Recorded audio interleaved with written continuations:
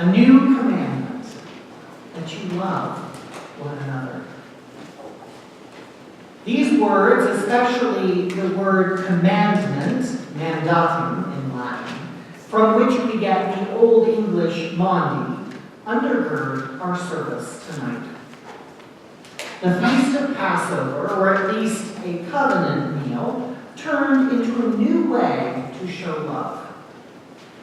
Foot washing, the act of a servant, an act of self-abasement, to show the basics of Christian ministry, finds its anchor, true love, in this night. Who in the world uses the word mandi? I know I don't in my daily life. It is one of those peculiar church words. For those on the outside of the church, and even for some of us inside, it may seem like typical church speak, like spire and narthex and pavement and sanctuary. These ideas and these things from outside the church aren't quite clear. But to understand the commandment, we need to go back to what our mandi is. We need to go back to the story we read from the gospel. In it, Jesus has gone back to Jerusalem for the Passover. He's gathered his 12 disciples there at a table. He knows what's going to go on. He knows what will happen. He knows that by the end of the night, one of them is going to slip away from this band and will betray him to the authorities. One will deny him 3 times, and all of them will leave them alone in his hour of greatest pain. I should imagine that Jesus is a little bit taken back by the level of solitude that he feels. If those he had invested in for 3 years will leave him, what can he leave them with? What really lasting mark can he share? Only one thing. In our language, 4 little letters that mean an awful lot. Love. The very thing that Jesus is willing to demonstrate so perfectly in basin and towel and ultimately iron and wood. And yet, here he is, breaking the body, pouring the cup, eating with the very people who had abandoned them, blessing them, getting down on his knees, washing their feet, showing grace and compassion in a time that they should have understood that he was bearing unspeakable frustration and pain. In a world where we are often surrounded by messages of retaliation, of retributive justice or vengeance, this message is ever fresh. It is ever current.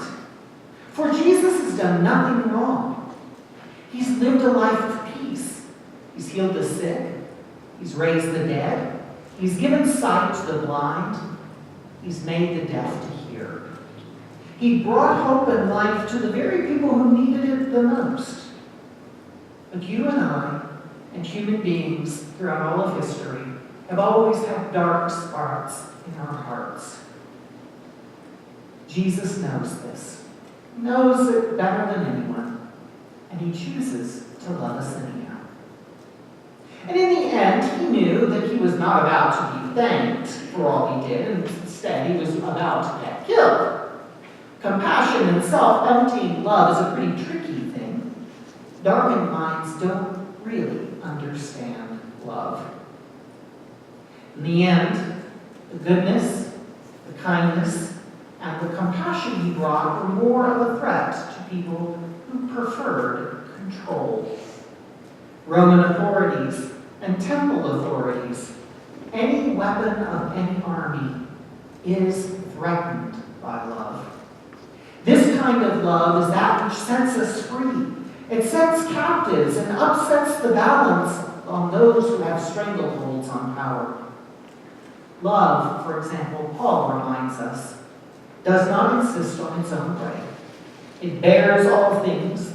It believes all things. It loves all things. Love never fails. So Jesus, with his own insistence on radical love, determines that the most loving thing is to absorb humanity's worst.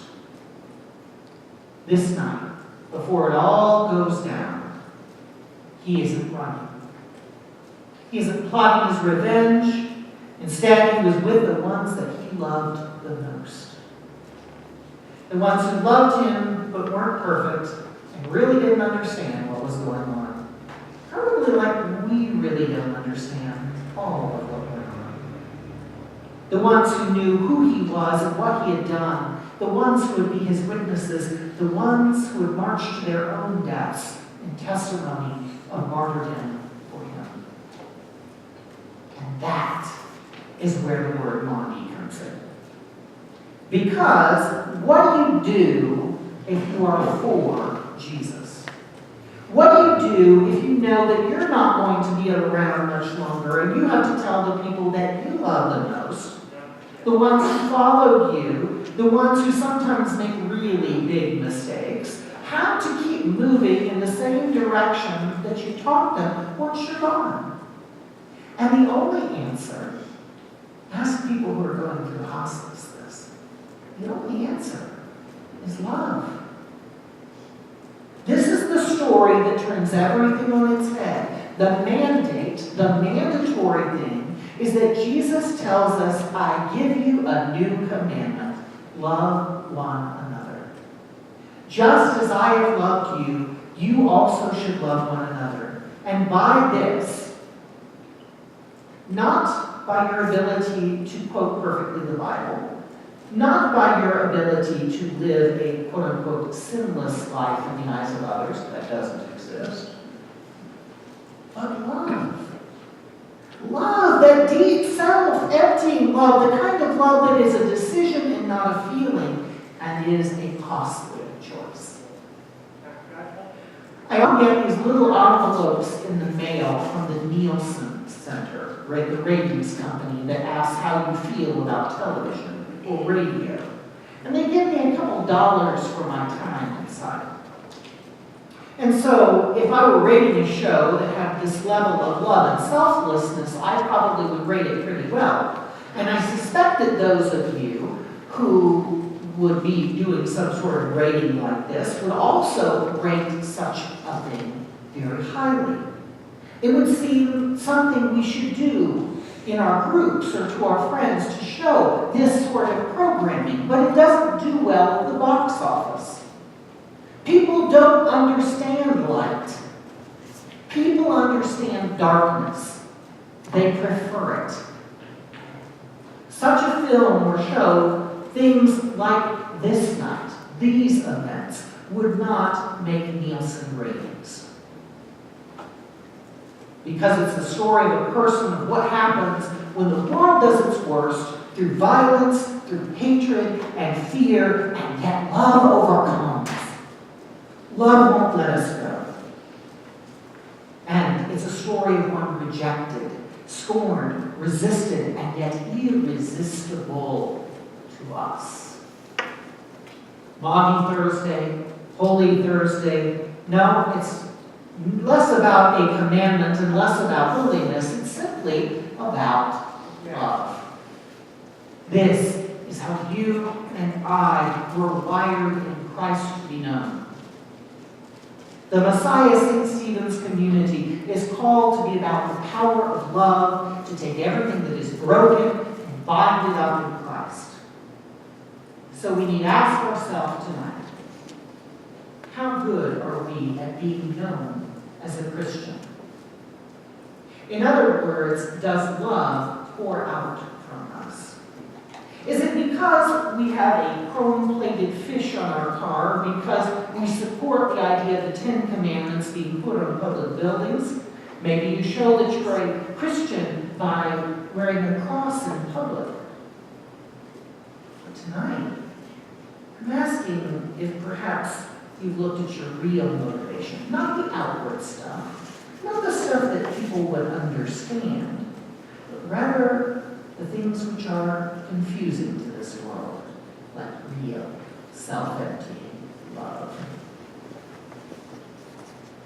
All that is worthy to be found of the Christian life finds its anchor in love.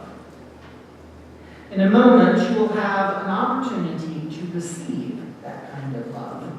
And it's the type of receiving that I hope you would take back out into your own little corners of the city. You will come forward, those of you who are willing, take your shoes off in your pew, slip off your socks or stockings, and come forward for an ancient ritual. A ritual where you're not just receiving the removal of dirt from your feet, but you're receiving an act of love, sacramental, if you will. You have two pastors who understand our ministry as just that, servanthood. Being willing to be Jesus to you so that you can be Jesus to others. And this year, let's not forget, between this Maundy Thursday and the one next year, let's not forget the mandate. It's so simple, but yet it demands our entire life. As we eat our Lord's body and drink our Lord's blood, as simple as that seems because we do it so frequently, know that we are choosing no less than to feast upon Christ's love for us and to bring that out, go out into the world, rejoicing in the power of the Spirit. Go in peace to love and serve the Lord. Go in peace to remember the poor. All of these ways in which we close our services that compel us out to take that love out there where they know not love.